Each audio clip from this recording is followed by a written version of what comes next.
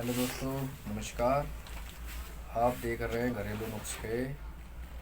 दोस्तों, मैं आज आपके लिए बेहतरीन और असरदार बहुत ही बेहतरीन नुस्खा लेकर आया हूँ। दोस्तों, ये नुस्खा है खांसी के विषय में।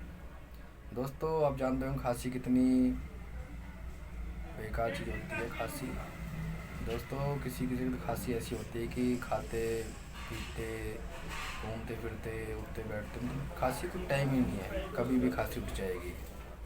और किसी किसी खांसी में मलगम वगैरह भी जाता है। किसी के सूखी खांसी भी होती है, दस्त का होता है।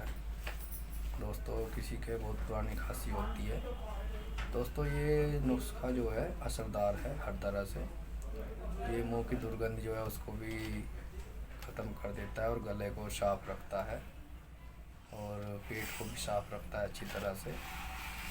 और सांस की जो नली होती है, सांस की नली को भी एकदम अच्छा रखता है ये नुस्खा। तो चलो दोस्तों, देर ना करते हुए हम चलते हैं नुस्खे की तरफ। तो दोस्तों, आपको लेना है पान के पत्ते ले लें, करीब 3-4 पत्ते ले लें और उनको अच्छी तरह से पीस लें। और दोस्तों, अदरक लेनी है। अदरक ले लें, करीब 150 ग्राम बहुत है, 100-150 ग्राम। उसका रस निकाल लें अदरक का। और आपको शहद लेना है, डाबर हो या पतंजलि का रस या डाबर का मतलब शहद। इन तीनों को अच्छी तरह से मिला लें। सुबह शाम लें। अगर ज़्यादा प्रॉब्लम है खांसी में तो सुबह दोपहर शाम 3 टाइम ले लें। और दोस्तों, अगर ज़्यादा प्रॉब्लम है तभी लेना, वो भी 3 दिन तक बस।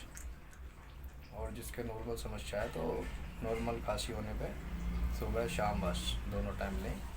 दोस्तों, मुझे मोटिवेट करें, मैं आगे भी आपके लिए बेहतरीन नुस्खे लाता रहूँगा।